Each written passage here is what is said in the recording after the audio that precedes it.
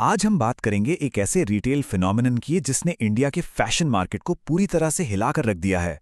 ये कहानी है ज़ूडियो की और 299 रुपए से आई एक क्रांति की। देखिए, कहानी शुरू होती है एक बहुत ही सिंपल लेकिन हैरान करने वाली तुलना से। एक तरफ है स्ट्रीट मार्केट, जहां एक टी शर्ट मिलती है मान लीजिए 250 रुपए की, और दूसरी तरफ है एक चमचमाता एयर कंडीशनड ज़ूडियो स्टोर, जहां वही टी शर्ट सिर्फ 299 रुपए की है। तो सवाल ये उठता है कि ज़ूडियो आखिर ये कर कैसे रहा है।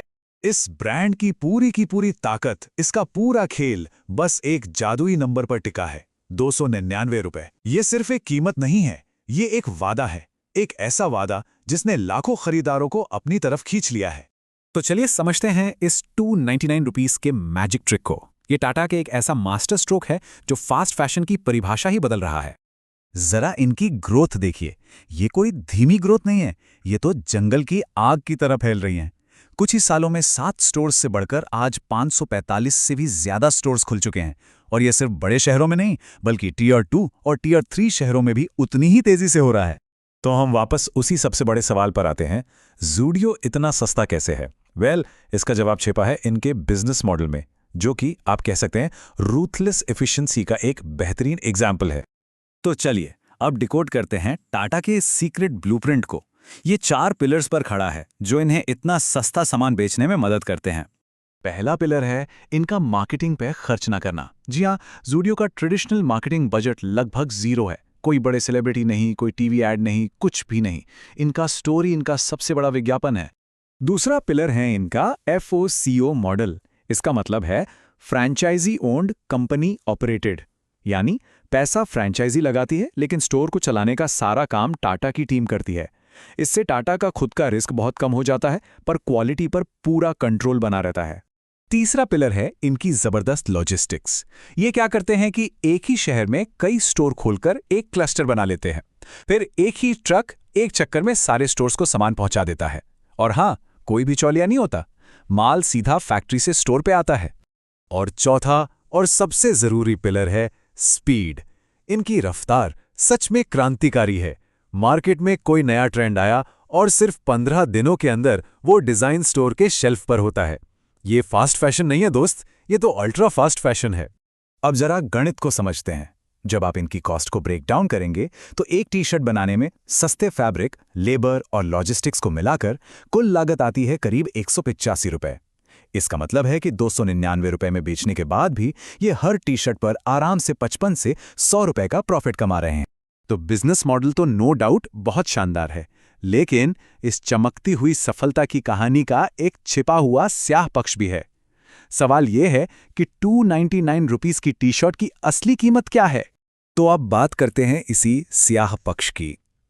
इतनी सस्ती कीमतों के पीछे की वो अनदेखी लागत जो शायद हम सब चुका रहे हैं।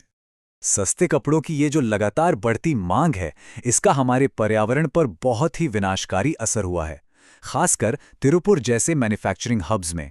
एक रिपोर्ट बताती है कि तिरुपुर के पास बहने वाली नोयाल नदी अब डाइंग यूनिट्स के जहरीले केमिकल की वजह से बैंगनी और काली हो चुकी है। और देखिए, यही एफिशिएंसी जो कंपनी का मुनाफा बढ़ाती है, वो मजदूरों पर बहुत भारी दबाव डालती है। उन्हें अक्सर घंटों के हिसाब से नहीं बल्कि पीस रेट पर पेमेंट मिलती है, यानी जितने ज्यादा कपड़े बनाएंगे उतने ज्यादा पैसे। इसका नतीजा होता है खराब हालात में हद से ज्यादा काम करना। और तो और ये पूरा बिजनेस मॉडल ही एक तरह से वेस्ट पर टिका है। इसमें लो क्वालिटी मटेरियल इस्तेमाल होता है ताकि कपड़े ज्यादा दिन ना चलें। कुछ ही धुलाई के बाद उनका रंग उड़ जाता है या वो सिकुड़ जाते हैं। और पॉलिएस्टर से निकलने वाले माइक्रोप्लास्टिक्स हमारी नदियों को जहरीला बना रहे हैं। ये मॉडल असल में एक बार पहनो और फेंक दो वाले कल्चर को बढ़ावा देता है। लेकिन इन सारी गंभीर बातों के बावजूद क्या ज़ूडियो की रफ्तार धीमी हुई है? जी नहीं, बल्कि ये मशीन और भी तेजी से आगे बढ़ रही है। जब हम इसकी तुलना ज़ारा से करते हैं तो एक दिलचस्प बात सामने आती है। ज़ारा में एक कस्टमर औसतन 9,170 रुपए की खरीदारी करता है, जबकि ज़ूडियो में सिर्फ 1,897 रुपए की। लेकिन ज़ूडियो का असली खेल यही है, वॉल्यूम का खेल। कीमत कम होने की वजह से लोग बहुत ज़्यादा सामान खरीदते हैं। और इस वॉल्यूम गेम का नतीजा है टाटा की कंपनी ट्रेंट लिमिटेड का 7,000 करोड़ रुपए का विशाल रेवेन्यू। ये आंकड़ा काफी हद तक ज़ूडियो की सफलता की वजह से है, और जाहिर है इसने शेयर होल्डर्स को भी बहुत अमीर बना दिया है। तो ये सब हमें एक बहुत बड़े सवाल पर लाकर खड़ा करता है, एक ऐसे विरोधाभास पर जो आज का मॉडर्न कंज्यूमर महसूस कर रहा है। देखिए, एक तरफ तो ज़ूडियो फैशन को हर किसी के लिए, चाहे उसकी इनकम कुछ भी हो, सस्ता और सुलभ बना रहा है। ये एक तरह से फैशन का लोकतंत्रीकरण है। लेकिन दूसरी तरफ यही मॉडल खपत, प्रदूषण और कचरे के कभी ना खत्म होने वाले विनाशकारी चक्रों को हवा दे रहा है। इस ब्रांड की पूरी सफलता एक साइकिल पर बनी है। खरीदो, कुछ बार पहनो, फेंको और फिर से खरीदो, और हर नए ज़ूडियो स्टोर के साथ ये साइकिल और भी तेजी से घूमने लगती है। और इसी वजह से वो एक अजीब सी फीलिंग आती है जिसे कई लोगों ने महसूस किया होगा कि मेरी अलमारी कपड़ों से भरी पड़ी है, लेकिन मेरे पास पहनने के लिए कुछ भी नहीं है। ज़्यादा कपड़ों का मतलब हमेशा ज़्यादा वैल्यू नहीं होता। तो अंत में बात यहीं पर आके रुकती है।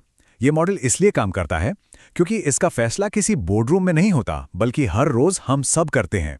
जब कोई ज़ूडियो स्टोर के पास से गुजरता है तो कीमत को अनदेखा करना बहुत मुश्किल है, लेकिन इसकी असली लागत से भी इनकार नहीं किया जा सकता। तो सवाल यह है कि किया क्या जाए।